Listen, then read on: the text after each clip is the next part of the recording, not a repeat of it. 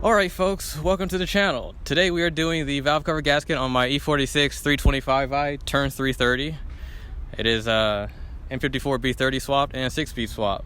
Now the reason for this job today is that my valve cover is leaking after 2,000 miles, which is strange to me. For those of you that know me on Instagram, you know that I was going through timing issues for the last 6 months of this year, 2022. I said screw it, I had to take it to a shop. I took it to the shop, they fixed my timing.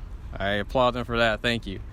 But now my valve cover is leaking. I'm also missing an intake cam cover, which I have bought from the dealership, brand new.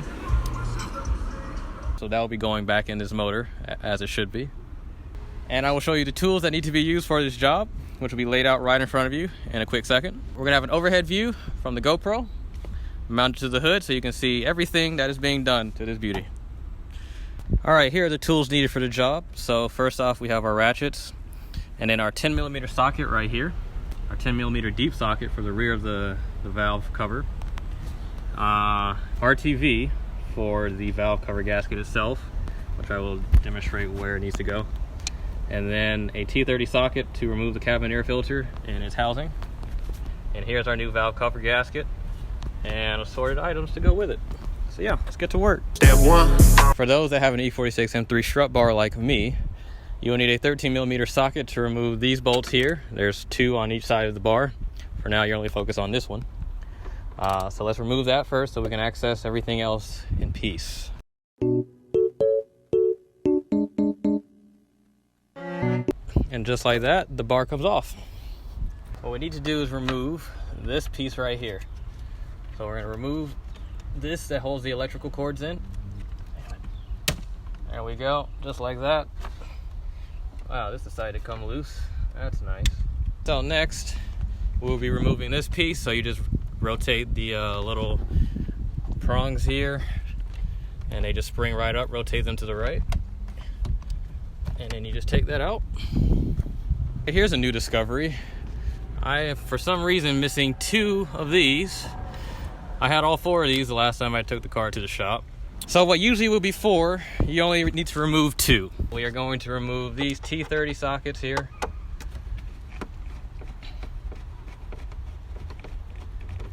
Pull it out. Nice and easy.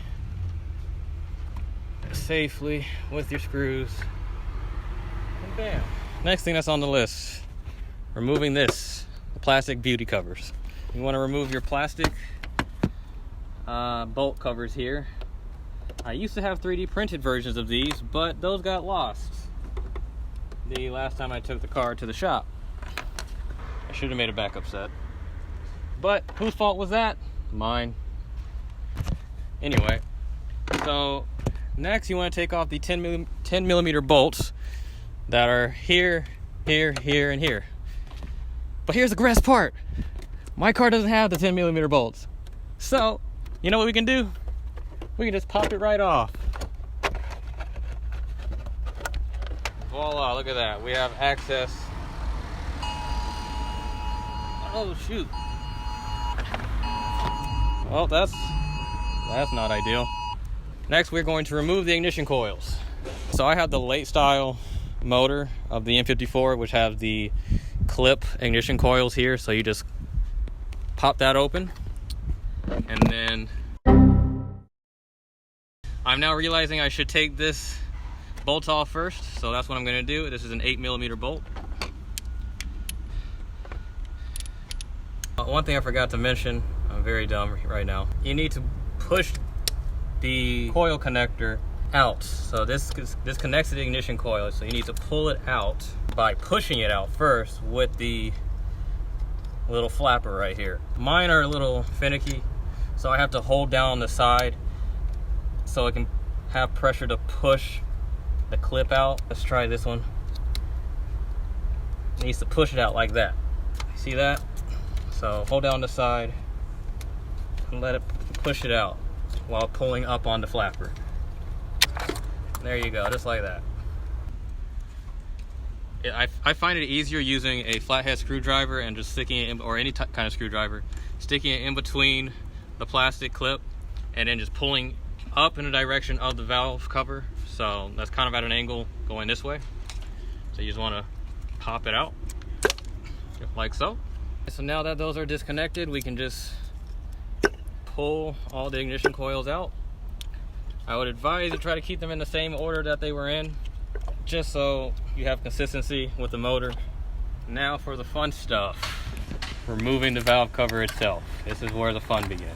So let's get this ignition coil harness out of the way completely, the best we can. All right, quick update. I have now put a new dent in my car. Look at that beautiful thing right there in my fender. And it had to be in the line too, because this thing decided to fall down. All right, now it's time to remove the 10mm bolts that hold the valve cover on itself. So we have these 10mm bolts that go all the way around the motor or the valve cover. We are now going to remove the 4 10mm bolts that hold in the center of the valve cover before we do these on the outside.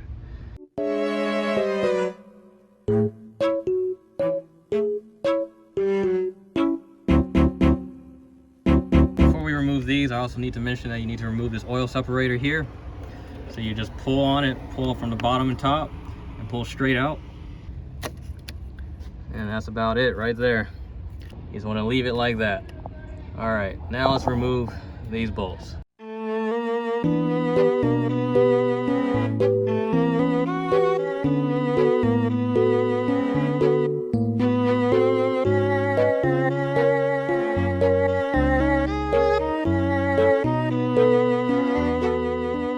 Let's try to get this thing off, shall we?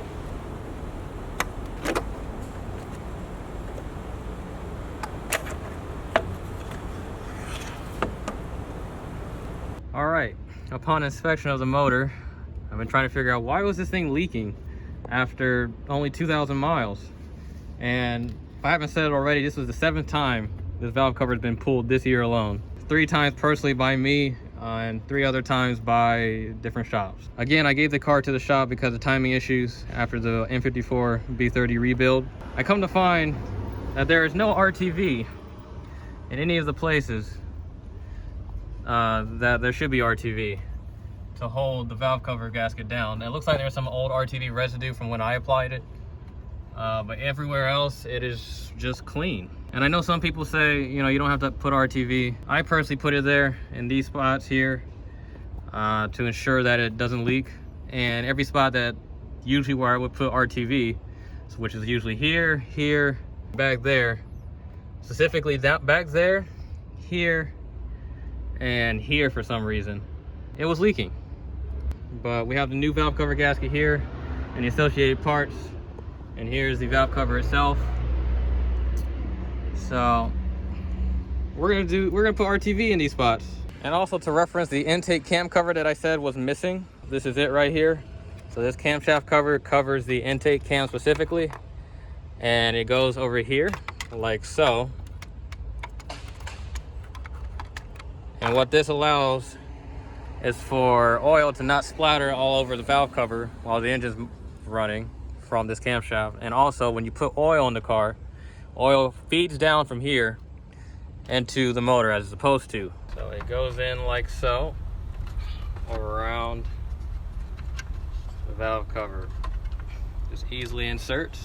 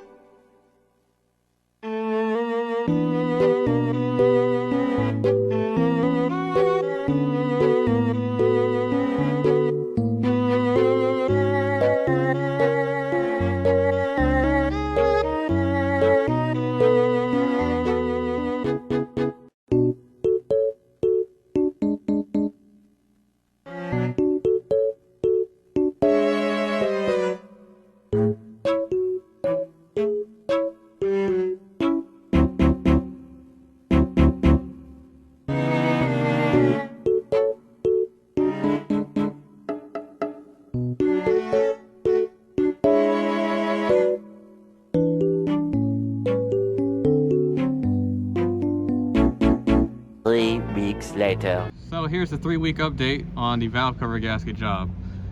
I've put about 1,200 miles on the car since the job, and so far so good. No leaks of any kind. Just been burning oil as usual, you know, M54 things, but otherwise the job went well and we're back to having a leak-free motor. So I hope this video served you well and provide some insight on how to do the job and also provide some entertainment for you. But yeah, thank you for watching, and I will make another video on this car very soon.